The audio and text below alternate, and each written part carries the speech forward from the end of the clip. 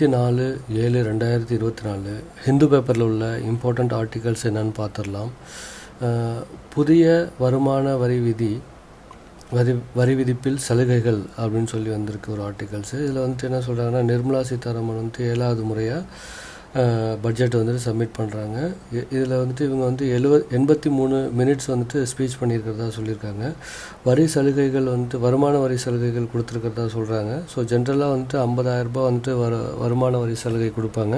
So இதை எப்படின்னாக்க 75,000 increase பண்ணியிருக்காங்க. So இதில் ஸ்லாப் மாற்றிருக்காங்க. ஸோ அதாவது 3 லட்சம் வரையும் யாருக்கெல்லாம் ஆனுவல் இன்கமோ ஸோ அவங்களுக்கு எந்த ஒரு வருமான வரியும் கிடையாது. 3 லட்சத்துலேருந்து 7 லட்சம் யாருக்கெல்லாம் ஆனுவல் இன்கமோ அவங்களுக்கு 5%, 7 லட்சத்துலேருந்து 10 லட்சம் வரையும் யாருக்கெல்லாம் ஆனுவல் இன்கமோ 10%, 10 லட்சத்துலேருந்து 12 லட்சம் யாருக்கெல்லாம் ஆனுவல் இன்கமோ அவங்களுக்கு 15%, 12 லட்சத்துலேருந்து 15 லட்சம் யாருக்கெல்லாம் ஆனுவல் இன்கமோ அவங்களுக்கு 20%, 15லேருந்து யாரெல்லாம் அதிகமாக லட்சருக்கு ஆனுவல் இன்கம் சம்பாதிக்கிறாங்களோ அவங்களுக்கு 30% வரி சலுகை, அதாவது வரியை விதிக்கிறதா சொல்லியிருக்காங்க, இன்கம் டேக்ஸு. அதனில தங்கம் வெள்ளி இறக்குமதி வரி முதல்ல 15% இருந்துச்சு. இப்போ இது 6% ஆக்கியிருக்காங்க. அதுக்கப்புறம் ஏஞ்சல் வரி ரத்து பண்ணியிருக்காங்க. அதாவது புதிதான நிறுவனங்கள் ஸ்டார்ட் அப்பில் இன்வெஸ்ட் பண்ணுற யாரோ அவங்களுக்கு ஏஞ்சல் வரி விதிப்பாங்க. ஸோ அதை கேன்சல் பண்ணிட்டதா சொல்லியிருக்காங்க. அப்புறம் தொழில் முனைவோருக்கான முத்ரா கடன் வரம்பு இரட்டிப்பாக இருக்கிறது அப்படின்னு சொல்லியிருக்காங்க. என்னதான் முத்ரா அப்படின்ற ஒரு ஸ்கீம் 8 ஏப்ரல் 2015 இதை கொண்டு வந்தாங்க. இது 3 கேட்டகரியாக கொடுக்குறாங்க. ஸோ என்ன அப்படின்னா, சிஷு அப்படின்றது 50 லட்சம் வரையும் 50,000 வரையும் லோன் கொடுக்குறாங்க. கிஷோர் அப்படின்ற ஒரு கேட்டகரியில் 5 லட்சத்துலேருந்து 50,000 5 லட்சம் வரையும் லோன் கொடுக்குறாங்க. தருணில் பார்த்தீங்கன்னாக்கா 5 லட்சத்துலேருந்து 10 லட்சம் வரையும் லோன் கொடுத்துட்டு இருந்தாங்க. இப்போ இந்த தருண்ன்ற கேட்டகரியில் இப்போ இன்க்ரீஸ் பண்ணி என்ன பண்ணியிருக்காங்கன்னா 10 லட்சத்துலேருந்து 20 லட்சமாக ஆக்கியிருக்காங்க. ஸோ 10 to 20 லட்சம் வரையும் தருணில் நம்ம லோன் வாங்கிக்கலாம் அப்படின்னு சொல்லியிருக்காங்க. அடுத்தது 4.9% நிதி பற்றாக்குறைகள் மத்திய நிதி அமைச்சர் அப்படின்னு சொல்லியிருக்காங்க. அதாவது ஃபிசிக்கல் டெபாசிட் 4.9% இந்த நிதி ஆண்டில் இருக்கிறதாகவும், இதை 4.5%, அதாவது அடுத்த நிதி ஆண்டு ஃபைனான்ஷியல் இயரில் 4.5 ஃபிசிக்கல் டெபாசிட்டாக கொண்டு வரணும்னு சொல்லி தீர்மானிச்சிருக்காங்க. திருக்குறள் பார்த்துட்டோம்னா, சூழ்ச்சி முடிவு துணிவு எய்தல் அத்துணிவு தாழ்ச்சியுள் தாங்குதல் தீது அப்படின்னு சொல்லி ஒரு திருக்குறள் வந்திருக்கு. இதில் என்னென்னா, ஒரு செயலை நம்ம செய்கிறோம் அப்படின்னாக்கா அதை ஆராய்ஞ்சு செய்யணும், அதனில காலம் தாழ்த்தாமல் செய்யணும் அப்படின்னு சொல்லியிருக்காங்க. அப்படி காலம் தாழ்த்தாமல் செஞ்சோம் அப்படின்னாக்கா, காலம் தாழ்த்தி அதை ஒரு விஷயத்தை செஞ்சோன்னா அது குற்றம் அப்படின்னு சொல்லியிருக்காரு திருவள்ளுவர். அடுத்தது சிறுபான்மையினர் நல ஆணையம் மாற்றியமைப்பு தமிழக அரசு உத்தரவு அப்படின்னு சொல்லி ஒரு ஆர்டிகல்ஸ் வந்திருக்கு. இதில் என்னன்னாக்கா, பாதிரியார் ஜோ அருண் அப்படின்ற தலைவராக நியமிச்சிருக்காங்க. இவரோட ஆண்டு காலம் பார்த்தோம்னா 3 ஆண்டுகள் அப்படின்னு சொல்லியிருக்காங்க பதவிக்காலம். விளையாட்டு களத்தில் வயது தடை இல்லை அப்படின்னு சொல்லிட்டு ஒரு ஆர்டிகல்ஸ் வந்திருக்கு. இதில் என்ன சொல்லியிருக்காங்கன்னா, ஜெங் யாஹவாவ் அப்படின்ற ஒரு சைனாவை சேர்ந்தவங்க, 11 வயசு தான் இருக்குது. இவங்க ஃப்ரான்ஸில் இப்போ நடந்துக்கிட்டு இருக்கிற ஒலிம்பிக்கில் வெறும் 11 வயசு, மிகவும் குறைந்த வயது உள்ளவங்களாம் இவங்க அட்டன் பண்ணியிருக்காங்க. அடுத்தது வயது அதிகமாக கன்னடா நாட்டை சேர்ந்த ஜில் கிர்பிங் அப்படின்றவங்க வயது அதிகமான கேட்டகரியில் இவங்க அட்டன் பண்ணியிருக்காங்க. அடுத்தது இந்தியாவை சேர்ந்தது யார் வயது கம்மி கூட அப்படின்னு பார்த்தோம்னாக்கா, தினிதி தேசிங் அப்படின்றவங்க பெங்களூரை சேர்ந்த 14 வயசு ஆனால் இவங்க தான் இந்தியாவிலேருந்து வயது கம்மியாக போய் அட்டன் பண்ணியிருக்காங்க. அடுத்தது ரோஹன் போப்பண்ணா அப்படின்றவங்க 44 வயசு, அதிகமான வயது உடைய ஒரு ஒலிம்பிக் அத்லெட்ஸ்னால் இவங்க தான். அடுத்தது என்ன சொல்லியிருக்காங்க, AP to get 15,000 crore for capital Amaravati அப்படின்ற மாதிரி ஒரு ஆர்டிகல்ஸ் வந்திருக்கு. அடுத்தது பார்த்துட்டோம்னாக்கா, ஃபைனான்ஷியல் இயரில் 15,000 கோடி அமராவதியை பில்ட் பண்ணுறதுக்காக வேண்டி கொடுத்துருக்காங்க. Nitish hells budget as Bihar gets 58,900, அதாவது பீகார் கவர்மெண்ட்டுக்கு 58,900 கோடி நிதிஷ், அதாவது பீகார் கவர்மெண்ட்டு கொடுத்துருக்காங்க. ஸோ கோயலிஷன் கவர்மெண்ட்னாலே ஸோ கொஞ்சம் ஸ்பெஷல் சலுகை இருக்கும். இவங்களுக்கு வந்துட்டு மேஜராக ப்ராஜெக்ட்னா ஃப்ளட் கண்ட்ரோல் மேனேஜ்மெண்ட்டு, அதுக்கப்புறம் பார்த்துட்டோம்னாக்கா அதாவது பீர்பேஞ்சி ப்ராஜெக்ட். ஸோ இது மாதிரி ஒரு மேஜர் ப்ராஜெக்ட்டுக்கெலாம் இந்த நிதியை ஒதுக்கி இருக்கிறதா சொல்லியிருக்காங்க.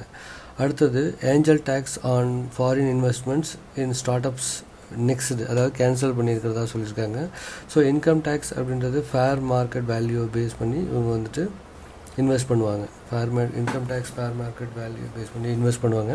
ஸோ ஃபார் எக்ஸாம்பிள் வந்துட்டு ஒரு கம்பெனியோட அதாவது டேக்ஸ் ஷேர் பார்த்தோம்னா 200 இருக்குது அப்படின்னா அவங்க வந்துட்டு 350 ரூபாய்க்கு இன்வெஸ்ட் பண்ணி அதை பர்ச்சேஸ் பண்ணுவாங்க. ஸோ அதோட ஸ்டார்ட் அப் வந்து இன்வெஸ்ட் பண்ணுவாங்க, அதில் பர்ச்சேஸ் பண்ணி இன்வெஸ்ட் பண்ணுவாங்க. ஸோ இதுக்கு இடையில் உள்ள அந்த டேக்ஸ் வந்து ஏஞ்சல் டேக்ஸ்னு சொல்லுவாங்க. ஸோ இதை வந்துட்டு இவங்க கேன்சல் பண்ணிட்டாங்க. ஸோ என்ன ஆகும் அப்படின்னா இன்வெஸ்டர்ஸ் வந்துட்டு அதிகமாக இன்வெஸ்ட் பண்ணுவாங்க ஸ்டார்ட் அப்பில். ஸோ ஸ்டார்ட் அப் அப்படின்றது அதிகமாக இருக்கும் நம்ம இந்தியாவில்.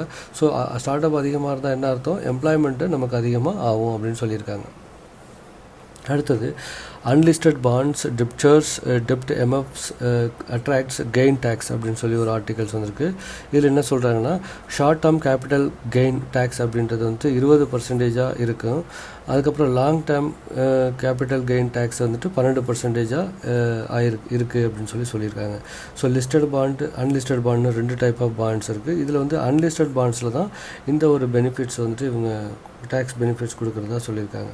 அடுத்தது 5 new schemes to eight job creations அப்படின்ற மாதிரி ஒரு ஆர்டிகல்ஸ் வந்திருக்கு. இதில் என்ன சொல்கிறாங்கனாக்கா 2 லட்சம் கோடி இதில் வந்துட்டு இன்வெஸ்ட் பண்ணியிருக்கிறதா சொல்லியிருக்காங்க. ஸோ என்ன அப்படின்னாக்கா ஃபஸ்ட்டு ஸ்கீம் என்ன சொல்கிறாங்கன்னா ஒரு 1 month wages first times per lakh அப்படின்றது சொல்லியிருக்காங்க. அதாவது யாருக்கெல்லாம் 1 லட்ச ரூபாய் மாத சம்பளத்துக்கு கம்மியாக இருக்கோ அவங்களுக்கு ஒரு மாதத்தோட வேஜ் வந்துட்டு ஃபஸ்ட் டைமாக கொடுப்பாங்க அப்படின்னு சொல்லியிருக்காங்க. ஸோ 15,000 மாதம் கொடுப்பாங்களா, அதாவது 3 times அதாவது இதை கொடுக்குறதா சொல்லியிருக்காங்க. அடுத்த ஸ்கீம்ஸ் என்னென்னா மேனுஃபேக்சரிங் செக்டர்ஸ் அடிஷ்னல் ஜாப்ஸை க்ரியேட் பண்ணுறவங்க யாரெல்லாம் இருக்காங்களோ அவங்களோட இபிஎஃப்ஓ, ஸோ யாரில் எந்த எம்ப்ளாயியோட இபிஎஃப்ஓ அதை வந்து கவர்மெண்ட்டே வந்துட்டு கொடுக்குறதா சொல்லியிருக்காங்க. அடுத்தது அடிஷ்னல் எம்ப்ளாயியாக யாரெல்லாம் வந்துட்டு எந்த கம்பெனிலாம் வச்சுருக்காங்களோ அவங்களுக்கு வந்துட்டு 3,000 per month இபிஎஃப்ஓ வந்துட்டு 2 yearsக்கு வந்துட்டு கவர்மெண்ட் கொடுக்க போகிறதா சொல்லியிருக்காங்க. அடுத்தது பார்த்துட்டோம்னா ஸ்கில் கொடுக்க போகிறாங்க. 20 லட்சம் யூத்துக்கு வந்துட்டு ஸ்கில் டெவலப்மெண்ட் ப்ரோக்ராம் வந்துட்டு கொடுக்க போகிறதா சொல்லியிருக்காங்க. அடுத்தது 1 crore யூத்துக்கு வந்துட்டு இன்டர்ன்ஷிப் ட்ரைனிங் வந்துட்டு 500 டாப் 500 கம்பெனிஸில் இன்டர்ன்ஷிப் ட்ரைனிங் கொடுக்குறாங்க 1 crore யூத்துக்கு. ஸோ இதனால் என்ன அவங்களுக்கு என்ன செய்கிறாங்கன்னாக்கா பர் மந்த் வந்துட்டு 5,000 ரூபாய் இன்டர்ன்ஷிப் பேமெண்ட்டும் கொடுக்குறாங்க, அதாவது சேலரி மாதிரி. அது அன்னியில் கவர்மெண்ட் கொடுக்குறாங்க. அது அன்னியில் அவங்களுக்கு வந்துட்டு 1 time பேமெண்ட்டாக 6,000 rupees கொடுக்குறதா சொல்லியிருக்காங்க. ஸோ இதுதான் இந்த 5 ஸ்கீம்.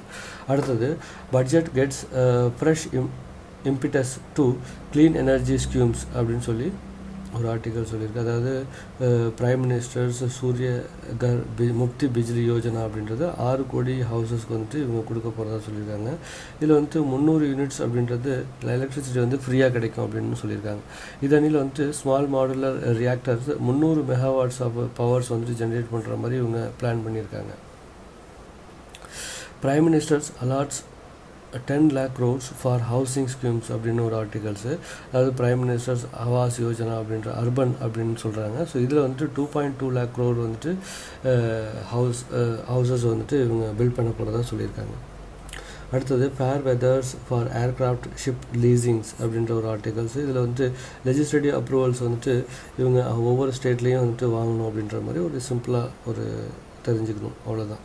அடுத்தது பார்த்துட்டோம்னா laying red carpet for tourist to tap the potential of east அப்படின்ற மாதிரி ஒரு ஆர்டிகல்ஸ். அதாவது கயா அண்ட் புத் கயா அப்படின்ற 2 இடத்துல இவங்க வந்துட்டு டெவலப்மெண்ட் ப்ரோக்ராம்ஸ் வந்துட்டு நிறையா பண்ண போகிறதா சொல்லியிருக்காங்க. ஸோ அடுத்தது பார்த்துட்டோம்னா ஸ்மால் சர்விங் மெனி பிளேட்ஸ் அப்படின்ற மாதிரி ஒரு ஆர்டிகல்ஸ் வந்திருக்கு. இதில் வந்துட்டு என்ன சொல்கிறாங்கன்னா நிர்மலா சீதாராமன் 7வது முறையாக வந்துட்டு இவங்க பதவி சப்மிட் பண்ணுறாங்க பட்ஜெட்டு. 10 முறை வந்துட்டு மொரார்ஜி தேசாய் பண்ணியிருக்காங்க. 9 முறை வந்துட்டு பி சிதம்பரம் வந்துட்டு பண்ணியிருக்காரு. 8 முறை வந்துட்டு பிரணாப் முகர்ஜி வந்துட்டு பண்ணியிருக்காரு. 7வது முறையாக வந்துட்டு நிர்மலா சீதாராமன் வந்துட்டு பண்ணியிருக்காங்க. ஸோ இதோட தீமாக வந்துட்டு எம்ப்ளாய்மெண்ட் அப்படின்னு சொல்கிறாங்க. So E for employment and எஜுகேஷன்னு சொல்கிறாங்க. M for MSMEs, productivity, P for productivity, L for land, O for opportunities, Y for youth, M for middle class, E for energy securities, N for new generation reforms, அதுக்கப்புறம் T for technology, அப்புறம் அப்படின்னு சொல்லி இந்த ஒரு எக்ரோனம்ஸ் வந்துட்டு முடிக்கிறாங்க. அடுத்தது என்ன சொல்கிறாங்கன்னா, income tax cut 17,500 a year and 1,458 month savings வந்து நடக்கிறதா சொல்கிறாங்க. அதாவது ஜென்ரலாக வந்துட்டு ஒரு இன்கம் டேக்ஸ் ஜென்ரல் பெனிஃபிட்ஸில், அதாவது ரிலாக்ஸேஷனில் ஒரு வருஷத்துக்கு 17,500 மக்களுக்கு வந்துட்டு சேவிங்ஸ் பண்ணலாம். அதாவது ஒரு மாதத்துக்கு 1,458 வந்துட்டு சேவிங்ஸ் பண்ணுற மாதிரி டேக்ஸ் பெனிஃபிட்ஸ் கொடுத்துருக்காங்க ஒவ்வொருத்தருக்கும் அப்படின்னு சொல்லியிருக்காங்க. அடுத்தது பிரைம் மினிஸ்டர் பேக்கேஜ் அப்படின்னு சொல்லிட்டு யூத் டெவலப்மெண்ட்டுக்காக வேண்டி ஒரு பேக்கேஜை வந்து அனௌன்ஸ் பண்ணியிருக்காங்க. ஆந்திர பிரதேசத்தில் அமராவதியை வந்துட்டு கேபிட்டல் டெவலப் பண்ணுறதுக்கு வேண்டி 15,000 கோடி கொடுத்துருக்காங்க. பீகாரில் வந்துட்டு 58,900 கோடி வந்துட்டு பீகாருக்கு ஒதுக்கியிருக்காங்க. ஏஞ்சல் டேக்ஸ் அப்படின்றது ஃபாரின் இன்வெஸ்ட்மெண்ட்ஸ் இன் ஸ்டார்ட் அப்பில். ஸோ இதை வந்துட்டு கட் பண்ணிட்டாங்க, அதாவது கேன்சல் பண்ணிட்டாங்க. அதுக்கப்புறம் கோல்டு சில்வரோட கஸ்டம் டியூட்டி வந்து 6% ரெடியூஸ் பண்ணியிருக்காங்க. 5 schemes to eight job creations நம்ம ஆல்ரெடி பார்த்தாச்சு, இது வந்து கொடுத்துருக்காங்க. அப்புறம் வந்துட்டு எம்ப்ளாய்மெண்ட் லிங்க்டு இன்சென்டிவ் ஸ்கீம்ஸ் வந்துட்டு இவங்க வந்துட்டு சொல்லியிருக்காங்க. அடுத்தது credit support for MSMEs, Mudra loans limit raised to 20 lakhs. இதையும் நம்ம ஆல்ரெடி டீப்பாக வந்து பார்த்தாச்சு. ஸோ அதுக்கப்புறம் வந்து prime minister 10 lakh crores for housing schemes, prime ministers PMAY urban. So இதுவும் பார்த்தாச்சு. Laying red carpets for tourist top of the potentials அப்படின்னு சொல்லி ஒரு ஆர்டிக்கல் அப்படின்னு சொல்லியிருக்காங்க. இதில் என்ன சொல்கிறாங்கனாக்கா, விஷ்ணுபதி டெம்பிள்ஸ் அட் கயாவில் இருக்குது, மகாபோதி டெம்பிள்ஸ் எங்கன்னா புத்த கயாவில் இருக்குது. ஸோ இதை ரெண்டுமே டெவலப் பண்ணுறதா வந்துட்டு ஸ்பெஷல் டெவலப் பண்ண போகிறதா ஸ்பெஷல் ப்ராஜெக்ட் வந்து அனௌன்ஸ் பண்ணியிருக்காங்க. இதன் நிலை நாலந்தா, ராஜ்கிரில், பீகாரில், இது 4 இடமே பீகாரில். ஸோ பீகாரில் வந்துட்டு டெவலப்மெண்ட் பண்ண போகிறதா சொல்லியிருக்காங்க. ஸோ இன்றைக்குள்ள இம்பார்ட்டண்ட் ஆர்டிகல்ஸ் அவ்வளோதான். தேங்க்யூ.